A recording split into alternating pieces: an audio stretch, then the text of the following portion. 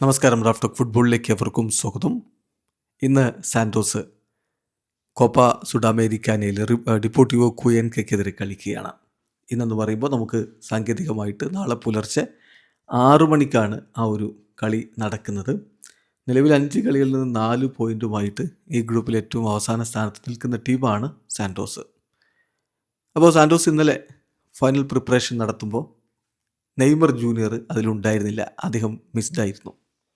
ഇപ്പോൾ കഴിഞ്ഞ സാന്റോസിൻ്റെ മത്സരത്തിന് ശേഷം നെയ്മർ ജൂനിയറുടെ കാര്യം ചോദിച്ചപ്പോൾ കൂക്ക പറഞ്ഞത് നെയ്മർ ഓക്കെ ആവും, വേണമെങ്കിൽ അടുത്ത കളി വരെ ഞങ്ങൾക്ക് കളിപ്പിക്കാമെന്നാണ്. പക്ഷെ അങ്ങനെയല്ല കാര്യങ്ങൾ. അദ്ദേഹത്തിൻ്റെ കാലിൽ എഡിമയുണ്ട്, ഒരു വീക്കമുണ്ട്. അത് കുറഞ്ഞുകൊണ്ടിരിക്കുന്നു. പക്ഷേ ഈ കളി കളിപ്പിക്കേണ്ടെന്നാണ് തീരുമാനിച്ചിരിക്കുന്നത്. നെയ്മർ നാളെ, അതായത് 27-ാം തീയതി, നാളെ എന്ന് പറയുമ്പോൾ നമുക്ക് നാളെ ആണെങ്കിലും ബ്രസീലിൽ മറ്റന്നാൾ, നമുക്ക് ഇന്ത്യൻ സമയം പറയുമ്പോൾ മറ്റന്നാൾ പുലർച്ചെ ആയിരിക്കും. നെയ്മർ ഗ്രഞ്ച കമാഡിയിൽ, ടെസപ്പോളിസിൽ ഗ്രഞ്ച കമാഡിയിൽ ബ്രസീലിൻ്റെ ട്രെയിനിങ് ക്യാമ്പിൽ ജോയിൻ ചെയ്യും എന്നാണ് ഇപ്പോൾ ബ്രസീലിയൻ മാധ്യമം UOL റിപ്പോർട്ട് ചെയ്യുന്നത്. വിശദവിവരങ്ങളിലേക്കൊന്ന് പോകാം.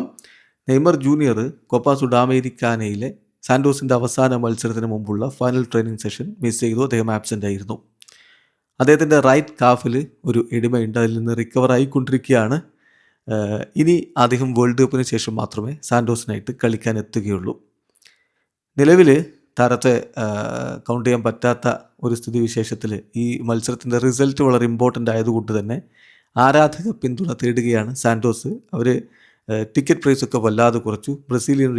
5 ബ്രസീലിയൻ റിയാസിനൊക്കെ ടിക്കറ്റ് കൊടുക്കുന്നുണ്ട്. ഏതായാലും ബോർഡ് ഇപ്പോൾ പ്ലാൻ ചെയ്യുന്നത് നെയ്മർ ജൂനിയർ ഒരു വേൾഡ് കപ്പിന് കൊളപ്പ് നടത്തിയിട്ടുണ്ട്. അദ്ദേഹത്തിന് ഇന്നൊരു ട്രിബ്യൂട്ട് കൊടുക്കണമെന്നാണ് ആഗ്രഹിച്ചിരുന്നത്. പക്ഷേ താരത്തിൻ്റെ ആബ്സെൻസ് കാരണം അത് സാധിച്ചിട്ടില്ല.